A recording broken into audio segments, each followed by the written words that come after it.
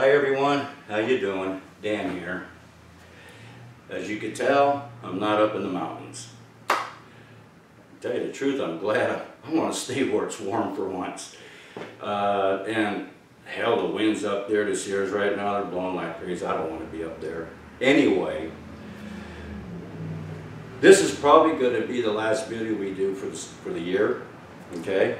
And I want to end it in a good note. So, and also what this is going to be part 2 of my theory of Sasquatch, okay? And the part 2 of my theory, what it concerns is the actual connection between our 3 species, the Erectus, Egaster, and our Sierra Sasquatch. I will explain to you in a minute here on the connection. See, because they all have something in common, big time. So, I'm going to go ahead and I'm going to explain it right now. Okay, this is part 2 of my theory of Sasquatch. Now, I'm going to cover 3 areas. 1, the foods they consume. 2, they can build things. 3, tools they use. Okay? Now, we'll start off with Erectus and Egaster. Now, Erectus and Egaster ate the same foods. Okay? Right across the dietary table, consume the same types of foods. And foods such as fish, shellfish, small mammals, deer, certain types of roots, vegetation, variety of wild berries, wild fruits. And our Sierra Sasquatch consumes the exact same types of foods. I find that uncanny. Now, let's move on to things they construct and build. Now, Erectus and Egaster, they lived above the ground as well as in the ground. Now, when I mean in the ground, I mean places like caves, caverns. And when they lived above the ground, they built structures like temporary shelters, and even some shelters that even look like huts. Now, Erectus and Egaster, identical, they did the same thing. Our Sierra Sasquatch does the same thing. I have already showed what he could build through some of my videos. He also can construct temporary shelters. He also lives above the ground as well as in the ground. Now, living in the ground is a better proposition for many reasons.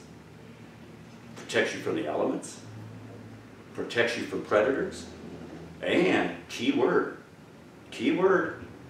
evasive. It keeps you evasive. Remember that word. So, all three species have all that in common. Now, the third thing they have in common, tools. Erectus and Egaster used certain types of tools. Now we know Egaster was one of the first ones to use any tools. Okay? What did he use? Rock, stone. Rock for constructing, stone for his tools.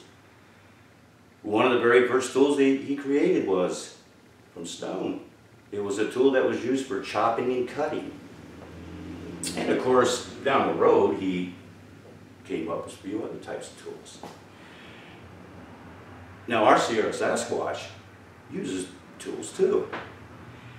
And in how ironic is it that they use the same type, rock stone.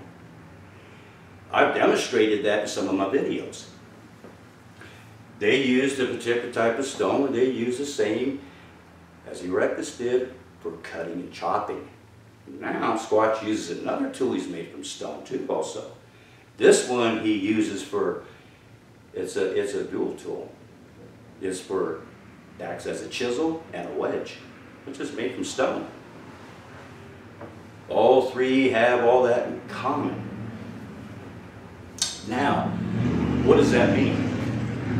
Well, if you remember the first part of my theory, the origins, the Erectus and Egaster. I suggest to you that Erectus and Egaster, in fact, is the origins of our Sierra Sasquatch. There's too much of a connection between the three. It should not be that way, but there it is. I explained it all to you. That is his origins. Now, of course, there's something else that bothers me. It's bothered me for quite a while now. Oh, by the way, too, when I put this theory together, this theory was done, and I meant what I said, based on facts and evidence that me and my team have uncovered, and through the years put it together. We put it all together, we packaged, this is what it came up to. So we know now we know where he came from, we know how he got here, and we know what the connection is. So, with that said being done, now I'm going to get on to something else. I think you're going to like this one. This concerns my red eye shine video. I know it's kind of caused some diversity out there, but you know what? That's okay. That don't bother me. That's fine. But the bottom line is this: when we filmed that night, that was the most extraordinary thing that I have ever encountered out in the woods.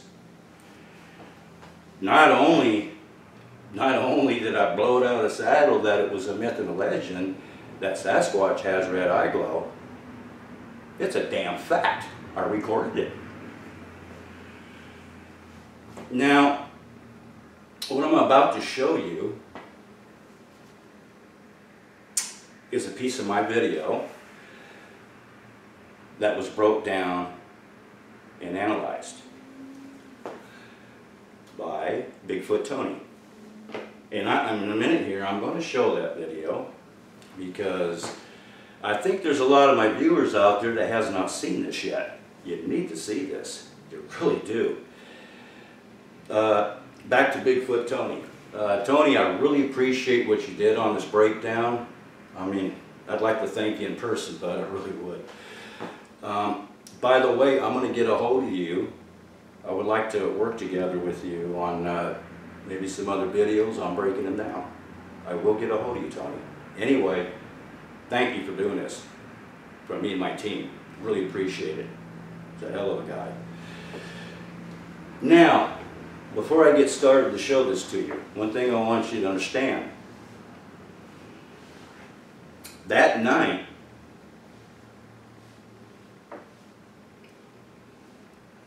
was probably the most exhilarating moment I've been into all the years I've been doing this. And probably because of the fact when me and Toby walked up on him, because basically what happened that night, we just accidentally crossed paths. I was hoping that something like that would happen that night. I was working on that for a long time, doing a lot of tracking, trying to figure out in which direction they were coming and going. And obviously it worked because, bam, we crossed paths that night. And you want to know how close? The one that was down lower, man, I'm telling you, I was like, we were eye to eye. He was probably about 20, 25 feet in front of me, if that. But you got to see that night it was pitch black. Now,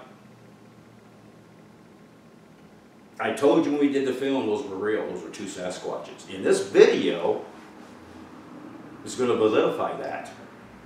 These guys are real, guys. I'm telling you, they are real. So, I want you to watch the video, absorb it, stay in really good focus, and observe very carefully what you'll see. Okay, so what I'm going to do is I'm going to step aside. We're going to go ahead and do this video. Okay? Okay, guys, go for it.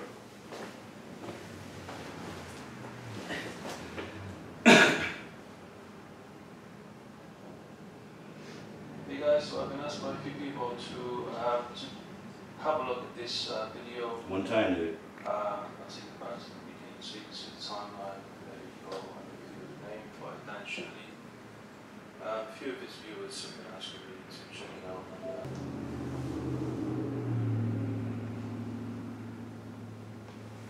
Okay.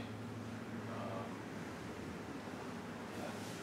So what I want to do now is there's a section in the video which shows eye shine or some kind of light, like red lights, whether it's eye shine or not, I don't know. But I've taken the time to enhance those and stills anyway, enhance the still images from certain parts of the eye shine.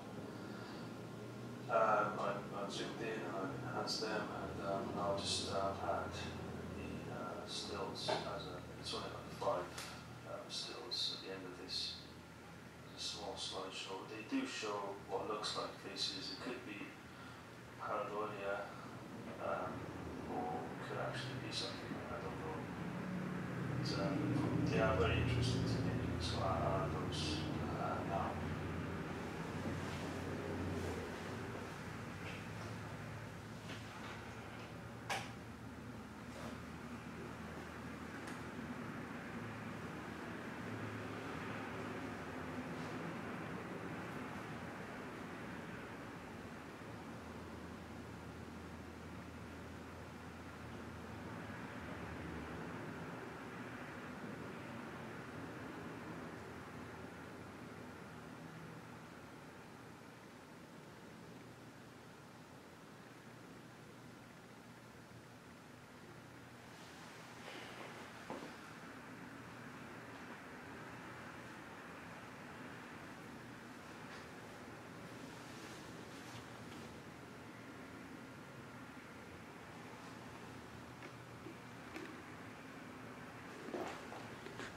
You can leave that there.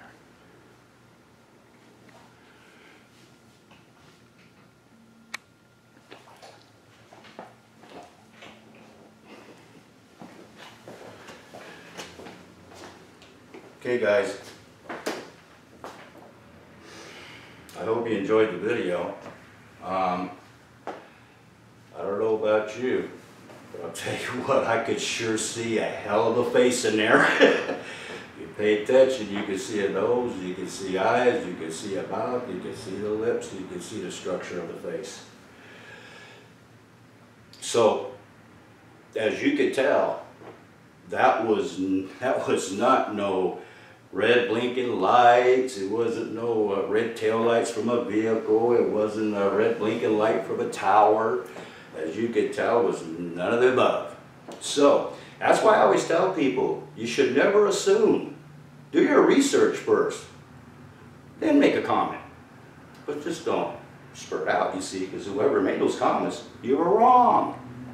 So, I hope you enjoyed the video, and again, I want to thank Bigfoot Tony, and